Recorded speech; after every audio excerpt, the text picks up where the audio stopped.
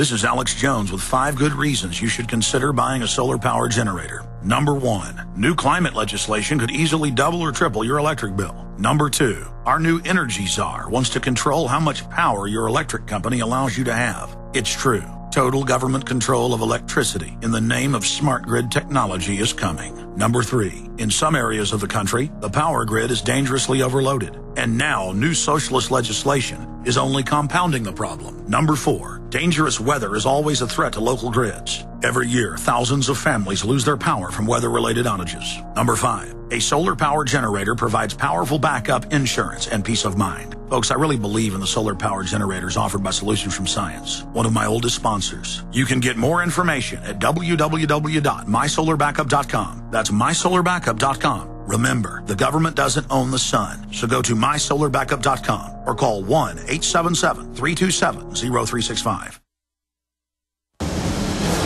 From his Central Texas Command Center, deep behind enemy lines, the information war continues. It's Alex Jones and the GCN Radio Network.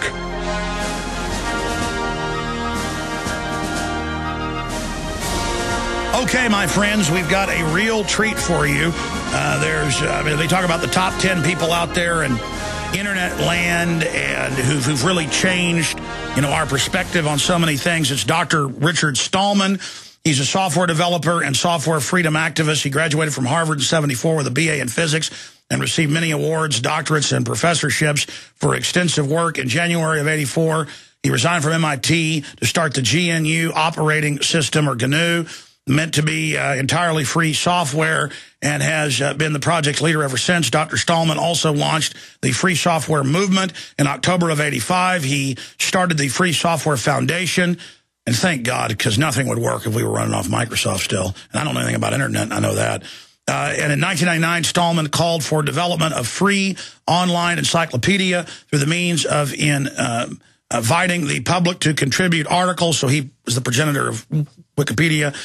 During his college years, he also worked as a staff hacker at the MIT Artificial Intelligence Lab, learning operating system development by doing it. Stallman pioneered the concept of copy left and is the main author of the GNU General Public License, the most widely used free software license. This is why, since the mid-'90s, Stallman has spent most of his time in political advocacy for free software and spreading the ethical ideas of the movement, as well as campaigning against both software patents and dangerous extensions of copyright laws. That's why he's probably the best guest we can get on, to discuss Russia, China, the U.S. They're all using copyright and later admitting they're using it to shut down free speech. SOPA is just one manifestation of this, and this monster is receding for now, but is guaranteed to come back very soon, in fact, in a few weeks.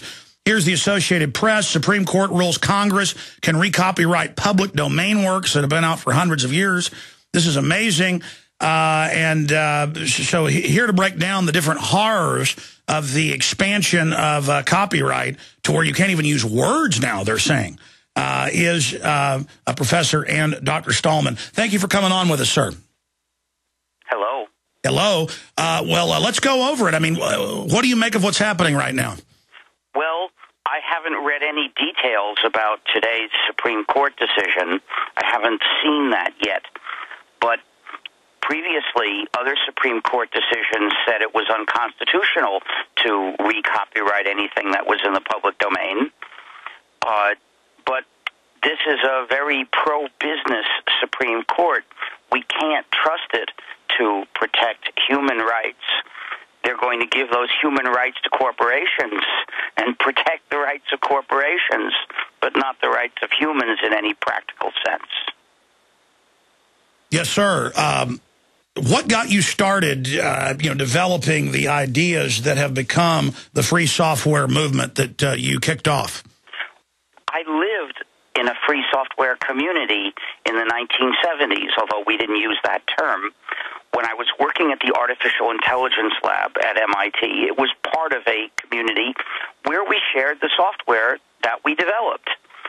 And all the software that we used was the software of the community, and we were happy to share it with anyone who was interested in it, and we hoped that if they improved it, they would share it back, and often they did. But this community died in the early 80s, leaving me face-to-face proprietary software world, which is the way everyone else was using software. And by comparison to the life of freedom that I was used to, proprietary software was ugly, morally ugly. So I balked at that. I said, I am not going to accept the life of proprietary software.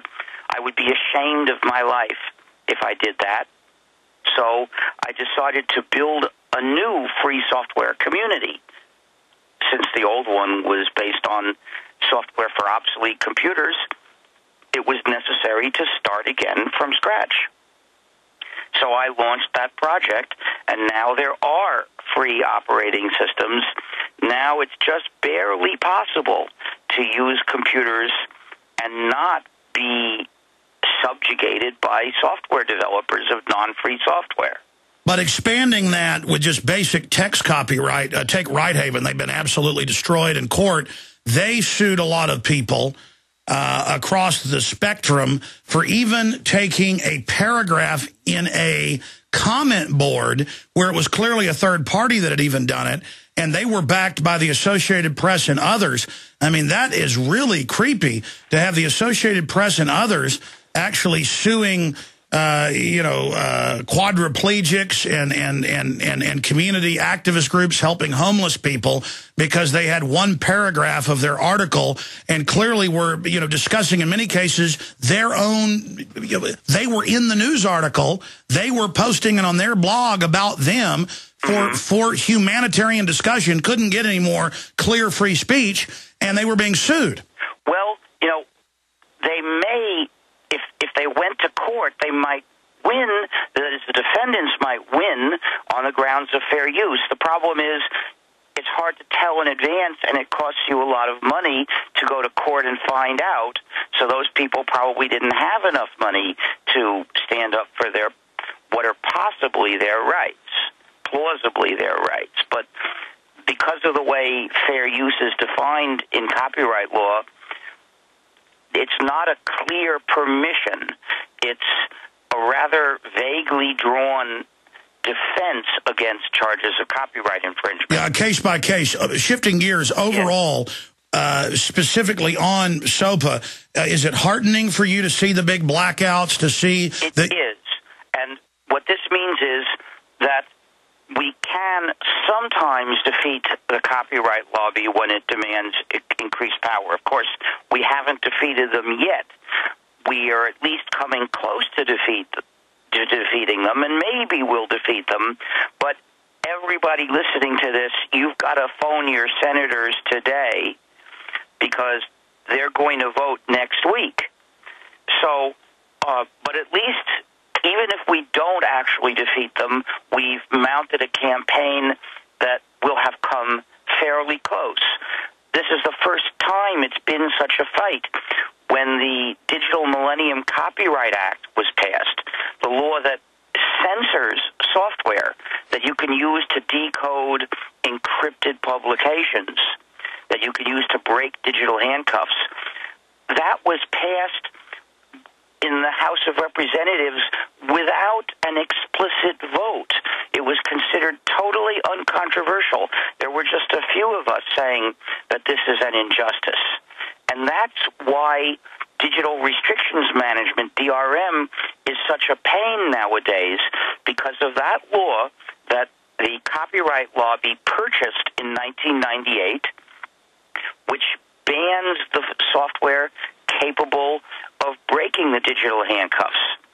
So I am against anything that the copyright lobby wants until they start undoing some of the injustices they've already imposed on us. Doctor, let me try to quantify that from my layman's perspective, and correct me if I'm wrong, but this is what I see as the injustice.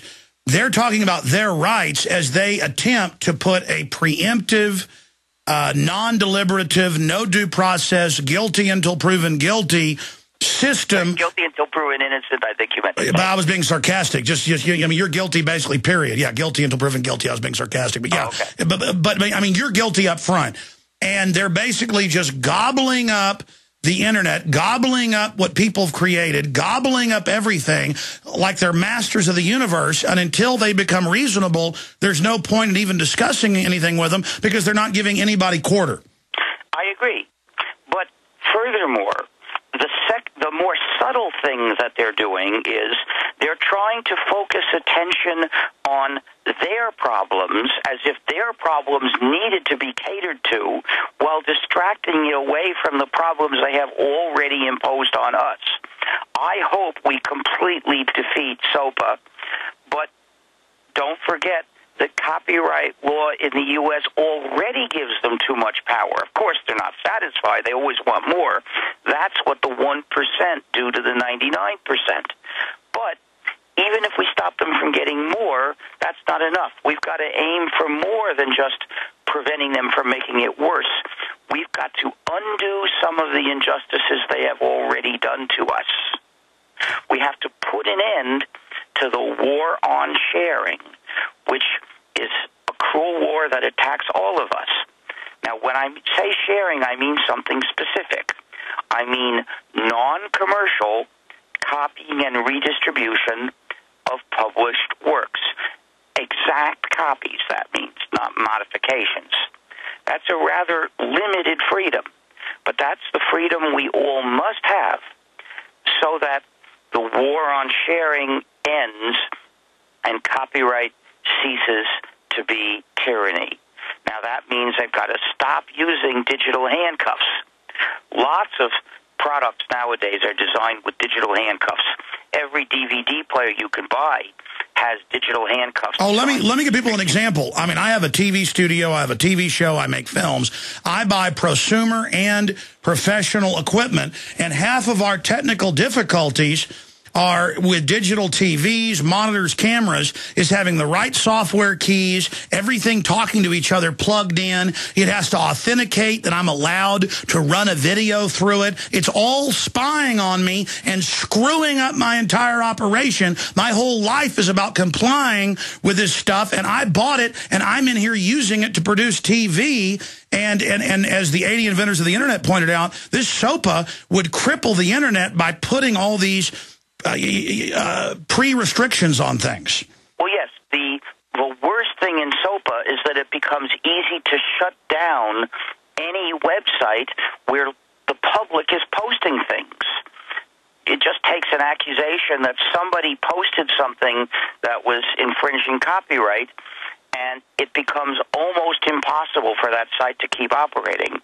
That's why Wikipedia decided to go black yesterday, because it would be impossible to operate something even vaguely like Wikipedia under the rules of SOPA.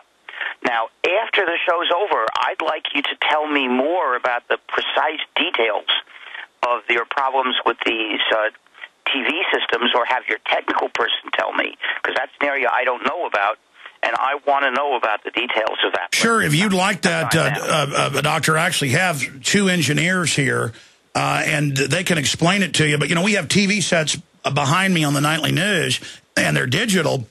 And just to run feeds to them, to talk to a guest on Skype, or you know, to have a blue background behind me, all the TVs you buy that are prosumer or even professional now, it has a gate in it that scans to see if I'm even streaming something over it that's copyright, and then it's endless. You know, to use software, you've got to have the dongle in the machine, and then that screws up. I mean, that's because you're using proprietary software. And proprietary, you see, with software, there are just two possibilities. Either the users control the program, or the program controls the users. What you're seeing is that with proprietary software, the software controls the users. Now, what's proprietary software? That's any software for which the users don't have the freedom to run it as they wish, study and change the source code, and redistribute it either with or without changes. So, sure, just to be clear, Doctor. Control, but with Windows or Mac OS or Skype, the software controls the users. That's why I will not use any of that. Well, it is the machines surveilling us, preemptively turning us into slaves. A lot of our operations